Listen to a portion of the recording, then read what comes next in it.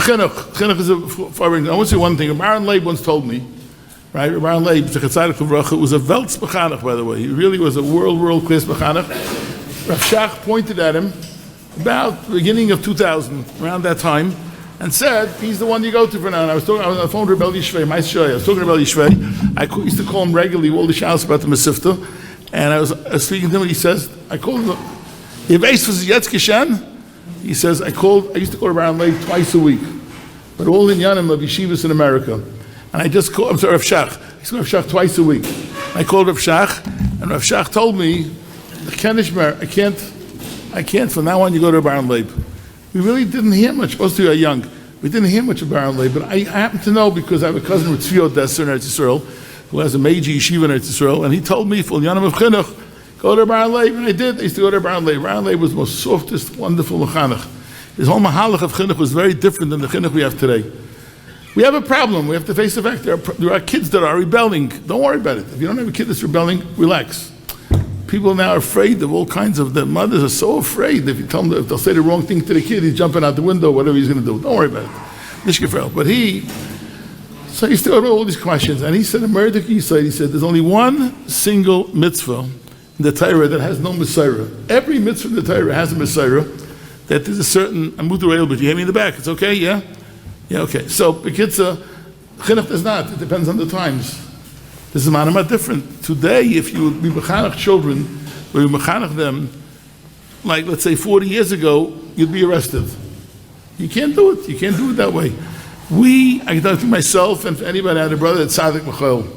50 years ago, maybe he was okay because nothing bothered him in the world. We didn't like yeshiva. We would take out a thermometer, we put it on the radiator, and not orgasm. And we went up to 102, 103, and we saw our mothers. They said, okay, stay home today, go to the doctor. I like going to the doctor because the doctor, his name was Dr. Goodman, and he had a TV. So it was wonderful. I would go there because I have fever, and I'd sit there, and then anybody who had it, they'd call me for my next. I said, no, you can send other people first, you know. I'd sit and watch TV. We didn't like yeshiva, and it wasn't good. A lot of people think that there were no kids off the derech then. Much worse. They dropped out of the system. I have a cousin, I wish I could say the name of the family, even though he's long ago was nifter already, this particular person who got beat up by a Rebbe. When I say beat up, I mean mamish beat up, I say. It means really beat up. I have kashas in that. So they say in Europe they did that, right? So what pshat? What's pshat? Ava makas b'nai, you know, the rabbi is ready to talmidai till he dies. I don't understand that Gemara, but we don't understand it. Okay. This guy came home the next morning, this is 1947, early years of American Chinuch. And he told his mother, son, I'm going to public school tomorrow morning, and he married a shikser, I say. So today, if I care, today you can't. Now what happened is that you can't continue by putting on pressure on children. It's a very, very difficult zach.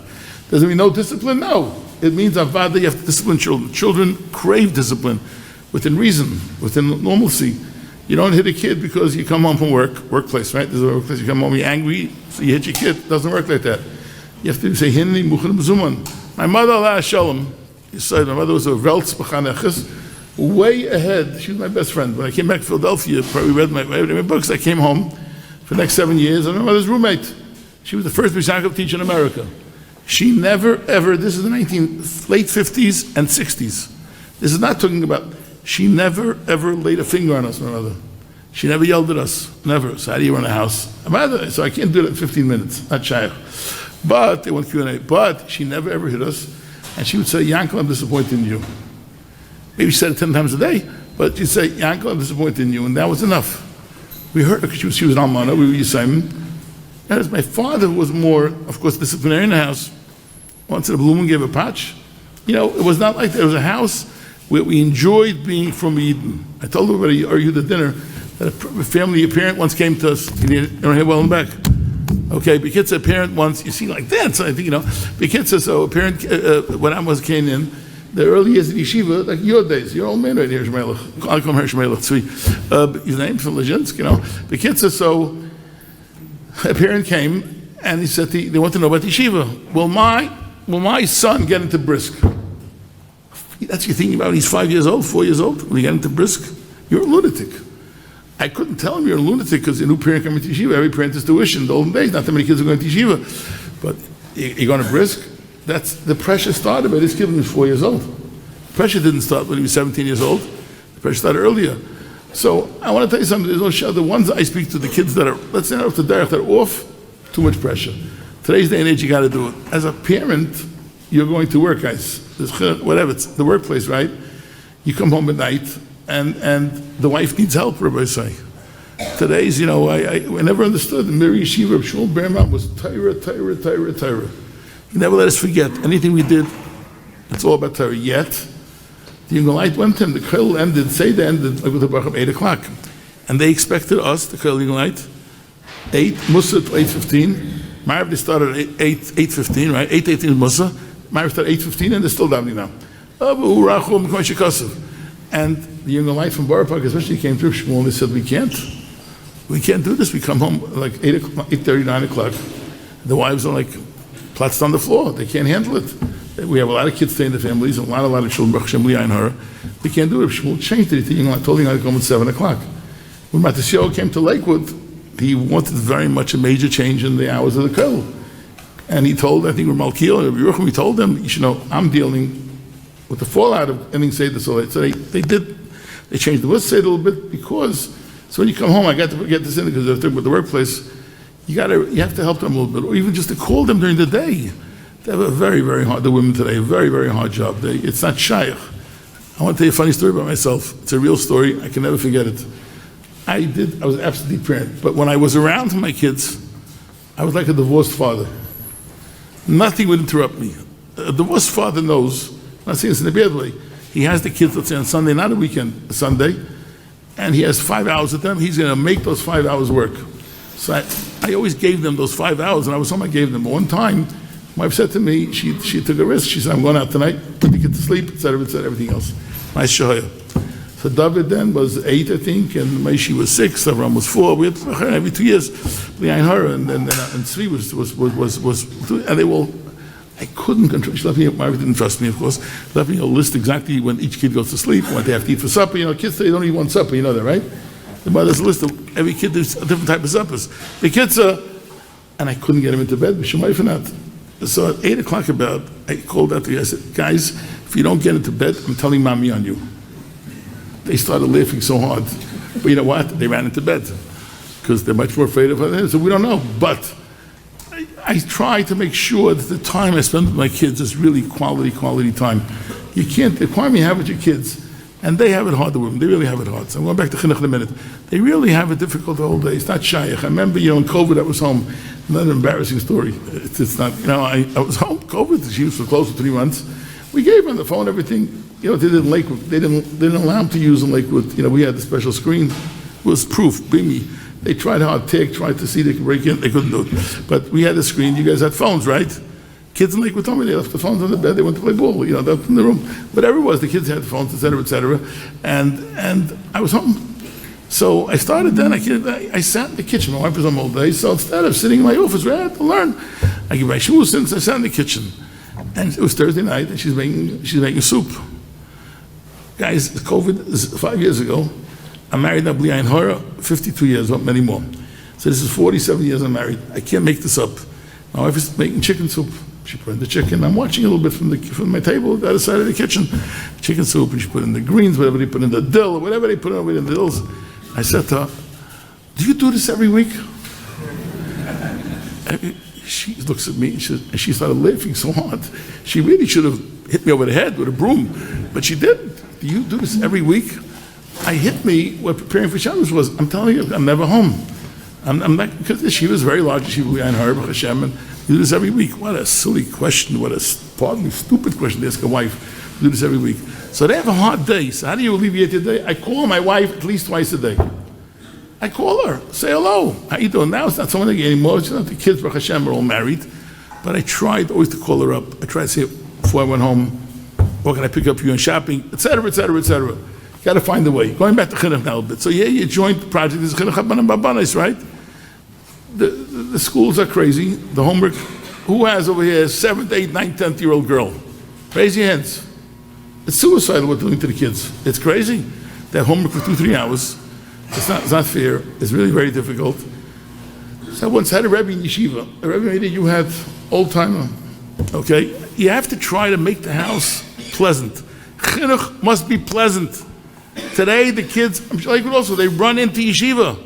They mamish run into yeshiva today. We hated school because it wasn't fun.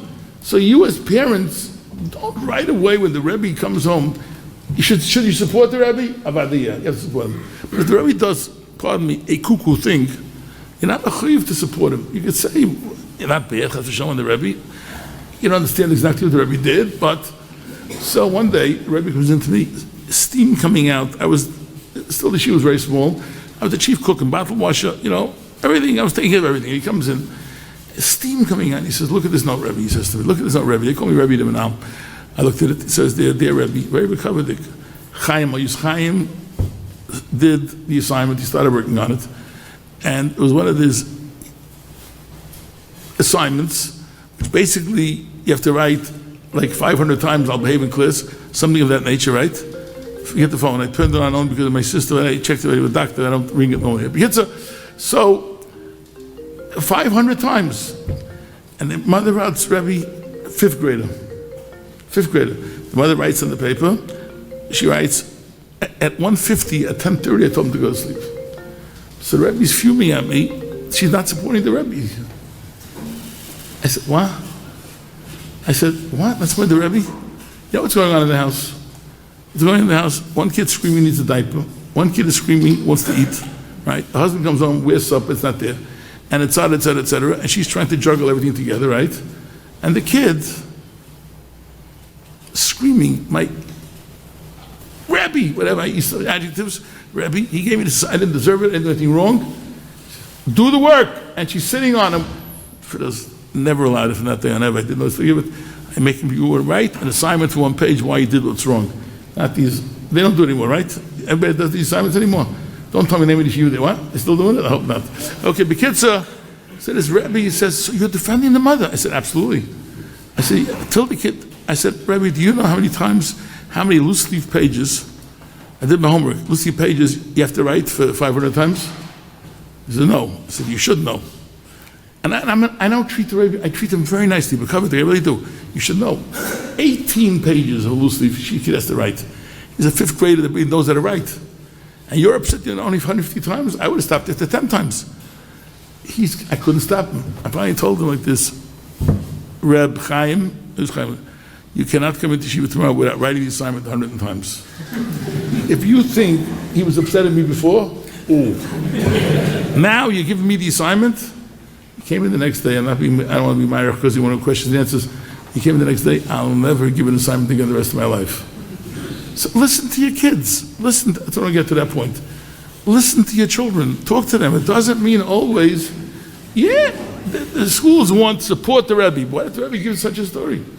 You can't. So Chinuch has to be today. It will not work. It won't work. My shvager, Chaim Epstein, told me the following story. It's part of the, Reb Aaron understood it. Reb Aaron Kotler built Lakewood. There were Gedolei Olim from Europe that the yeshivas didn't make it. Reb Aaron Verstanen, I heard this directly from my shvager Reb Chaim, not aid but be aid. One day they brought a Pepsi Cola machine into Lakewood Yeshiva, which was then on Forest Avenue on the corner of 7th. They brought a Pepsi Cola machine. Reb Yankel Schiff, the Biskurov's son-in-law, was an American boy. He came to Reb Aaron, Pepsi Cola in the yeshiva. He goes, Reb Yankel Schiff was a guy that we knew him very well. My father was his Rebbe in Tervadas. So he says, it can't be in the yeshiva. And you know what happened? Reb Aaron answered him, Americana Bachrim, darfen haben Pepsi Cola. How did Reb Aaron know what Pepsi Cola even was? He knew. He went to Simchus. In those days, by the way, Klal Yisrael thought Coke was treif. I met it myself. In the 50s and the 60s, they thought it was treif. Whatever it was. Today, you drink Pepsi, right? Not a problem. I'm sorry, they thought Coke was treif. Excuse me, I'm sorry for saying that. They thought Coca-Cola was treif. And so everybody drank Pepsi in those days. Baron said, look, you have to work with kids today in a nice oifen. You can't work with them. It means building a relationship. It means spending time with them. It means really working with them. That's the biggest yesod of chinuch. Not to make things unhappy for them. My father was a very, it's a joke. From my father. He really was an alta mirror who came here, was Manal of Tervadas for many, many years, but he was strong. We didn't, whenever we decided to stop Chalav Stam, that's when we stopped. There was much more in those days, because today you can have whatever you want in the Chalav Yisrael. Whatever you want, you get in the candy. Those days, nothing. You read the ingredients. right? It didn't say animal fat. You ate it. That's all. Whatever the ingredients was. There was no such thing. Oh, you okay? Nothing. So you looked at the ingredients. That's what But my father never. But 19 years old, decided I'm going to eat Chol Yisrael. Only Chol Yisrael. They didn't pressure us. My parents were way ahead of their times. No pressure whatsoever on us. You can't on children. You got them on discipline. If your wife wants them in bed at 10 o'clock, get them into bed at 10 o'clock. No ifs, ands, or buts. You have every right, 100%, to make sure that they're doing. They have to do that. That's discipline. You have to have that. But it doesn't mean pressure. Pressure is a different world. I have no suffix now. Again, the children that I have met that are off the derech, and I met a number of them in my life. It's not my specialty. Come out, all of them, universal, felt pressure in their homes. They felt pressure in their homes, unhappy homes. So, this is a foolish bit of the workplace, but chinuch, you got to make a happy home. How you treat your wife, obviously, is a big chiluk, how you treat your wife. So, I give a vad yeshiva on Shalom Bayis. We have a koil about 100 guys. So one of the guys once said, could you make sure someone gives a vat to the ladies also? But the Maisa, I give a vat on Shalom Bayis, and I'm telling you right now, most of them, you got to make a happy house. A happy house. There's a young man in my yeshiva that his wife likes a certain flavor of Snapple. They have a lot of flavors, it seems, not the ones we just know from the stores. And he travels a lot, he's in business. He told me that wherever he goes, he asks, do you have this flavor of Snapple? He brings it home for his wife. By his wife, it's as good as a diamond ring. Because when he goes out of town, he goes to Houston, he goes to Dallas, goes to New Orleans, wherever he's going, he goes into a store and buys that. They got to know, your wives have to know that you care about them, you have to, and bring a ruach, and the kids see that, by the way, the kids see it 100%. I'm sure you hear this rate in all your this is every Thursday night or something? What? Huh? We don't hear enough. No, please, at Lamaisa, that's the key. That's the key. They shouldn't see machlokes in the house. There's nothing wrong if kids see a father and mother arguing. Two human beings, kids should hear. I got kids coming in sometimes in a panic. My parents were fighting last night. So I asked them what was going on. They argued. Real fighting is the problem. No, I'm not talking real fighting, but arguing, nothing wrong. Two human beings living together on the one roof, fucking argue once in a while. In a nice oifen, in a covered the oifen. You can't ever say, I don't say, Prastazachan, you're the ugliest person I ever met. And that's never going away. But you could say, right, I disagree with you. Nothing wrong with that. Kids know that. But the attentions, kids have to be, I'm telling you, today's day and age, it has to be like that. The rive of the children that I met that are off the derech from anywhere, from Lakewood or New York or Flatbush, Farag, wherever you see them, right, they will tell you they were under tremendous amounts of pressure. I think that's something that you have to really, really try to avoid laying pressure on your kids. Giving them time, you have to give your wife time also, it's a must. How do you do it? You're working all day, some of you go to work, any lawyers there? No lawyers here. Shmacha City, everybody's in real estate there, right? Everybody's doing a Ponzi scheme. No, everybody. There's no lawyers here. Lawyers go leave in the morning, 10 o'clock, right? They come home in the middle of the night, they come home, right? A bad joke, okay. Anyways, so you have to give them the wives' time and the kids' time and pleasure, and if you're pleasant home, your kids will be wonderful. I'm aftiach you. I'm should guarantee that if you make a pleasant environment in your house, your kids will be wonderful. If you don't make it pleasant, you can tell right away in yeshiva. There's exceptions to every rule. There's some kids that are born with certain tchunos hanefesh. Anger, kas. How do you deal with kas? I find it works very good. The father learns with his kid. There's a Sharon Erchus Chaim about kas. Learn it with your kid. What it means, kas. What it means. But make a pleasant atmosphere. It's 25 minutes or 20 minutes. I want to quote after about 20 minutes. I wanted only 15 minutes. Go ahead. It's the same. Questions are pre-submitted. A lot of them are the same. So you could. Go ahead, pick one thing and then we'll go to that topic. I'll go to that topic. Don't worry about the first question is literally about making sure your house is not too stressful. Erev Pesach, cleaning, the Seder. I told you, today I give a vat every Thursday in Shalom Bayis. I told them today, Erev Pesach, just go away and hide somewhere. I told you, go away and hide somewhere. The women are not normal. They aren't. So I spoke to them. One guy told me today, he's very chashving imam. He told me that his wife starts for Pesach after Hanukkah. What are you going to do? It's very, very difficult.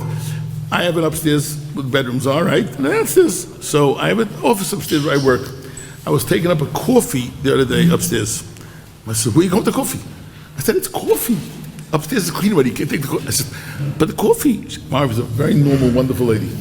Coffee. I said, she clapped. All right, take the coffee upstairs. But if I brought up a piece of cake, putting my life at risk. So the first important thing to do really is to try to accommodate them by taking care of the kids, take them out. Take the kids out if you can. That's very, very good night. Even though by me it's a problem, I couldn't get them into bed, But I think that's really the key, is trying to relieve their stress. Don't try to change them. Don't try to change them. They are the way they are from their mothers. Had their mothers clean the house. My mother told me in Europe, come on all the floors where she lived. Atvatsk was a suburb. Briskerov lived there. Atvatsk was a suburb of Warsaw, Warsaw, and there was all slats. My mother told me they used to lay on the floor with toothpicks and clean out the slats. They used to, the slats that chametz falling over there. So I once asked my mother, Kasha, in our house, anything fell down on the floor went into the garbage on Pesach. Into the garbage, finished. So I said, why do you care if the slats have something buried in there? Tekel. Okay. But the Maisa, they have their Kabbalahs. I asked, one young man told me today, I made an open meeting today, right? Open bad.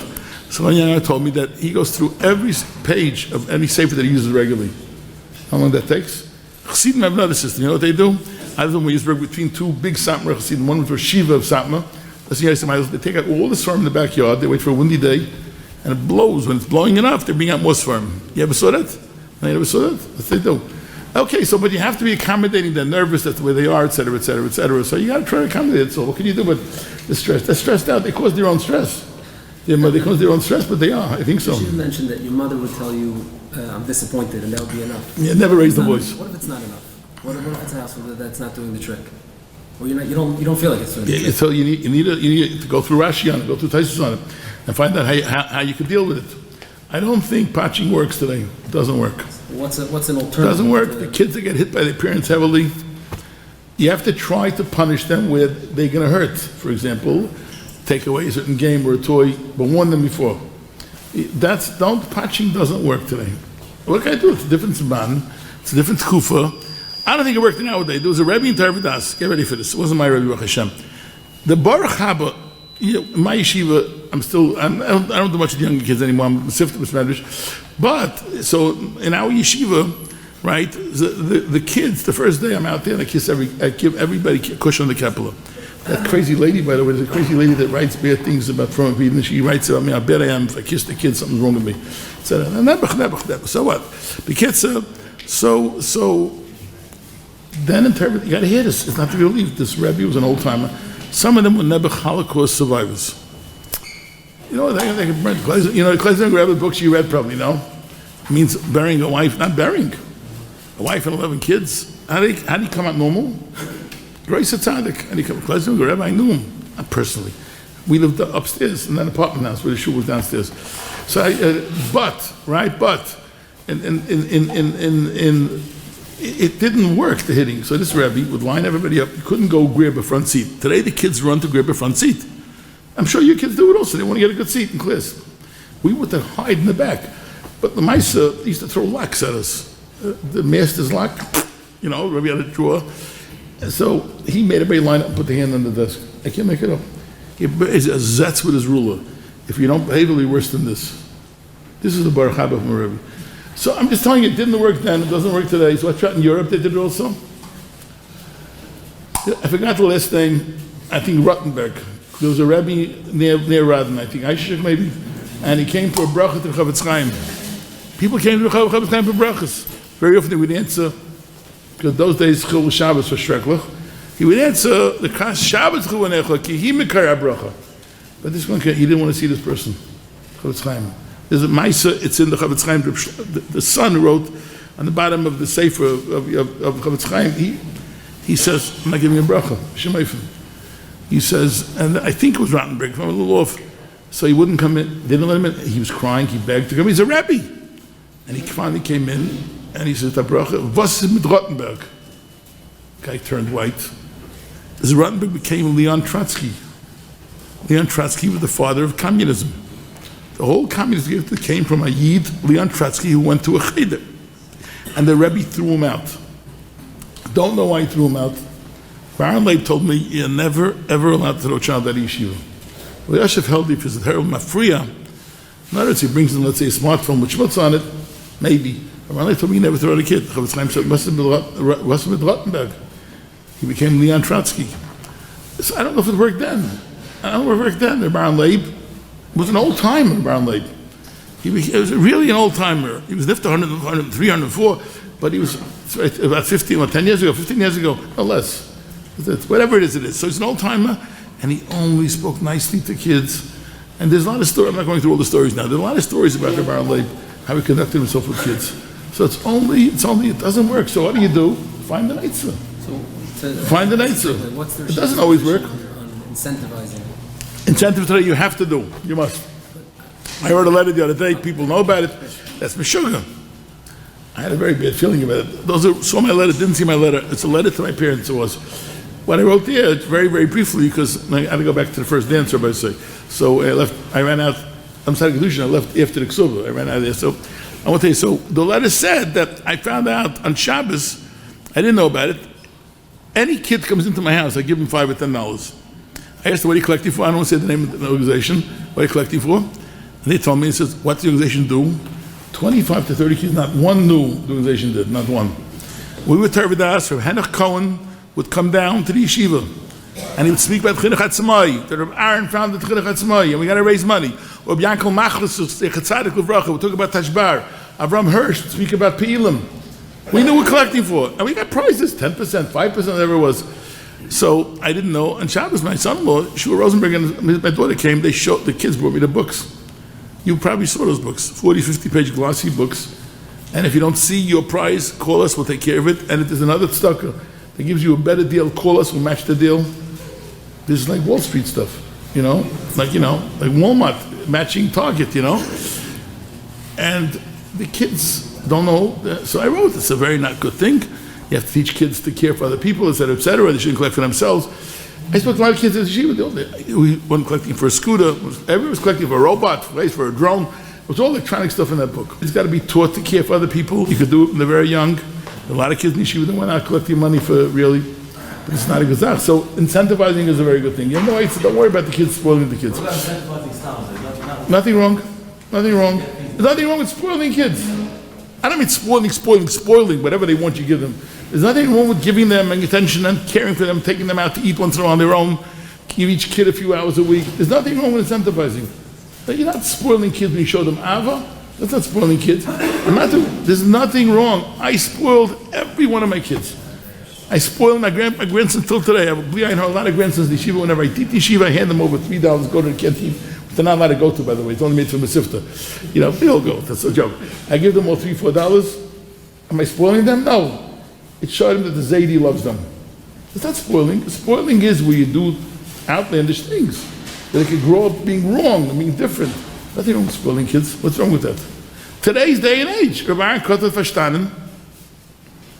I think, the Brisker Rav once said, by the way, somebody asked the Brisker Rav, I try not to say anything I don't know firsthand. I didn't know, I wasn't there, but I heard from the person. Why is it the American kids come to Eretz Yisrael, right? They're way behind. They're the third graders, but they're doing Mishnayos, Gemara already, Gemara and fourth grade for sure. Why, when they get older, the American kids seem to be just as good as the Israeli kids? He said, these in Yiddish, if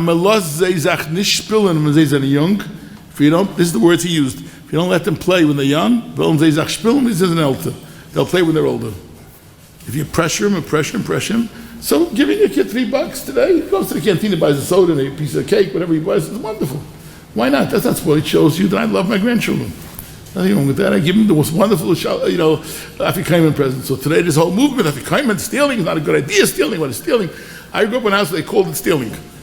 Yeah, I grew up in a house, and I didn't become a Ghana because of it. It's the stealing of Afikoman. That's what it's called. So today's a whole movement, everything is b'diuk. Don't call it stealing Afikoman. What do you call it? Taking Afikoman. But the whole Seder is made the kitchen come and you throw them away. You catch them. So what's wrong with that? It's wonderful. It's really wonderful. What about the Mishnayos Gemara Shakal? Why not? Wonderful. Contributing to pressure to like this. Those who want. You don't make them do it. Those who want to do it. Nothing wrong. Most in the average class of doing Baal Peh, everybody does it. It's a chanat. Some kids do, some kids don't. So what's wrong with that? Another clue is it instilling a certain elitism in them, like they're trying elitism is this town.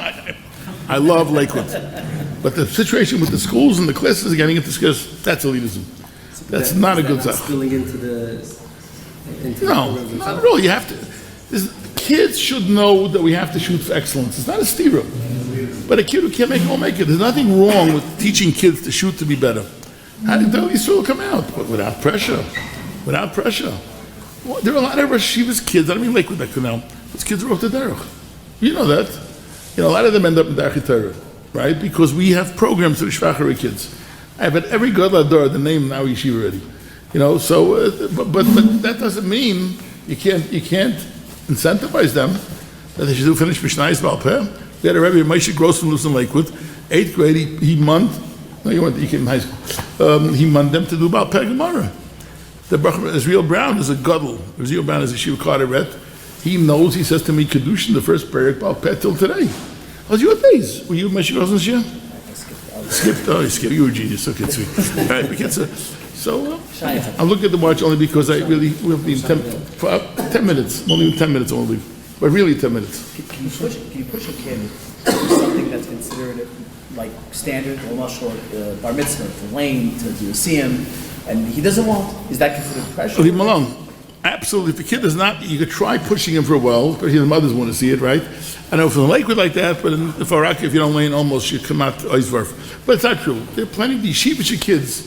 Now in April, we have a lot of yeshivish kids today, much more. Darchei Torah has 4 yeshivish, out of the 8 classes, 4 are yeshivish. Whatever yeshivish means, 4. So a lot of those kids won't lane. But those who want to lane, you push them a certain amount.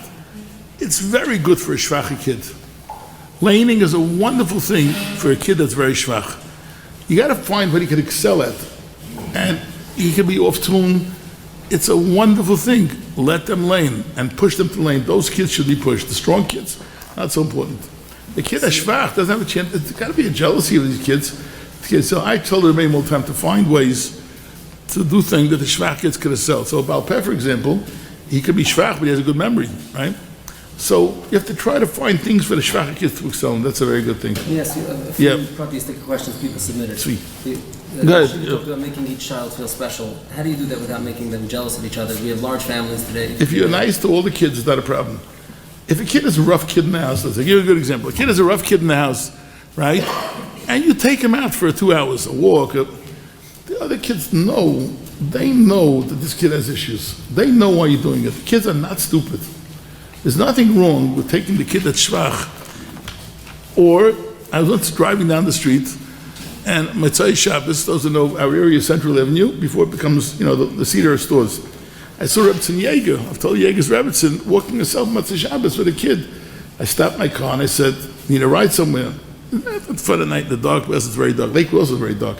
Very dark. The kid says, she says, no. Next day she called me up. She thanked me.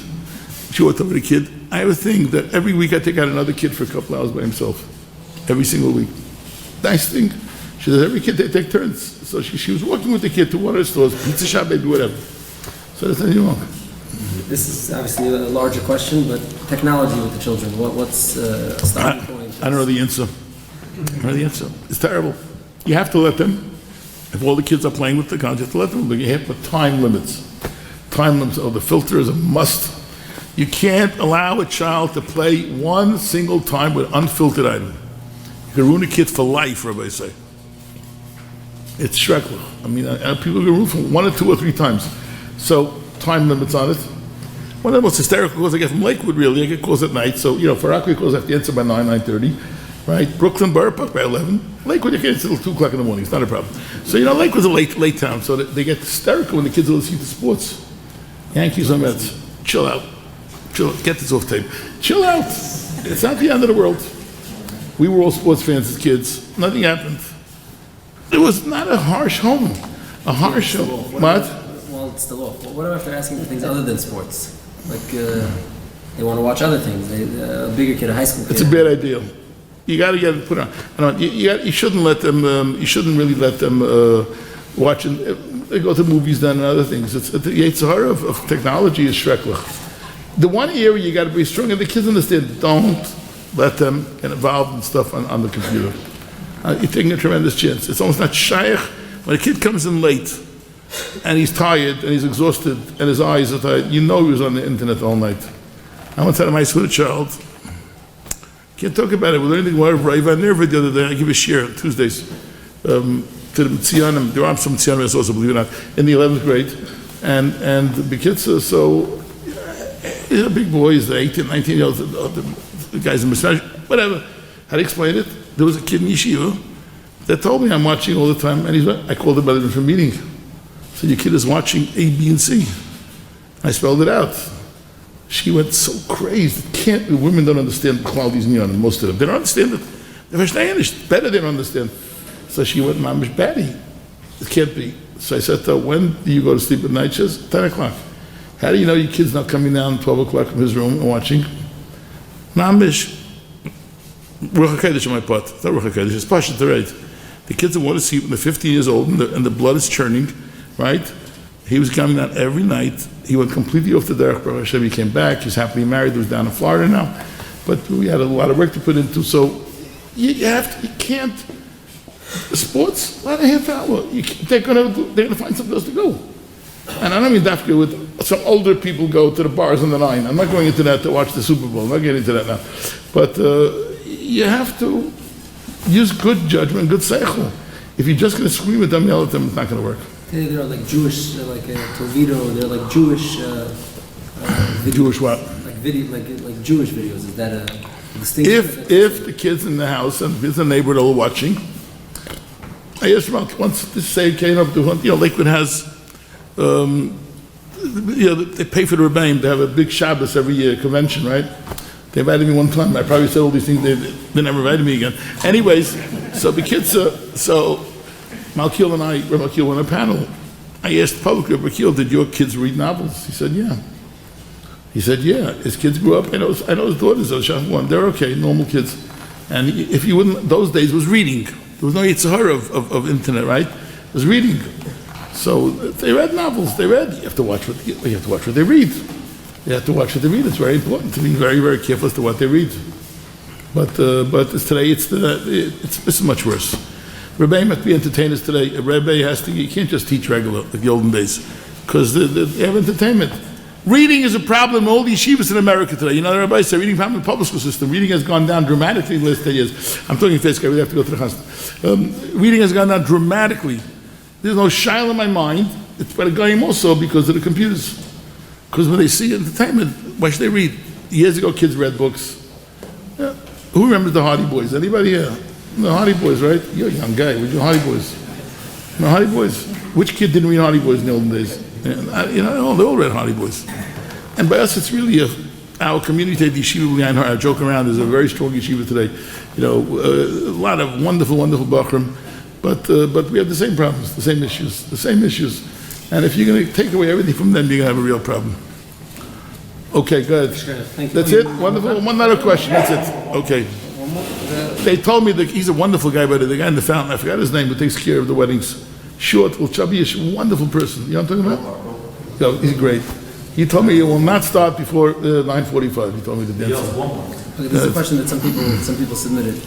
How do you make a distinction between behavioral problems? I will come again. You have to pay some. We'll have another one. Between behavioral problems and when something's a real problem that needs professional help. Like how do you be That's not hard. That's not hard. Behavioral problems are not so bad. So the kids beat each other up. So what? Socially off kids who can't make it, kids who are forever and ever stealing. I can't answer that now. Stealing kids, you got to check out why they're stealing. Could be a lot of reasons. It could be that they don't give them anything at home. It could. I found out I have kids who steal. Those I think only steal because they don't have. Today, every kid is rich. Kids stand by the canteen and they buy $10. They order stuff in stores. We don't let that anymore. We stopped it completely. It's such a jealousy, such a kinna. So they steal. They're fine. I give kids allowances. Those kids who steal. It works most of the time, believe it or not. They're watching all the kids buy today. I scream at my shmuz in the high school. I really beat them up on this. I tell them, how could you do that? Kids that can't afford a soda, and you're buying an order for $40 from Carlos and Gabby, whatever. Come on, it's an avla midas. I try to paint these things around midas.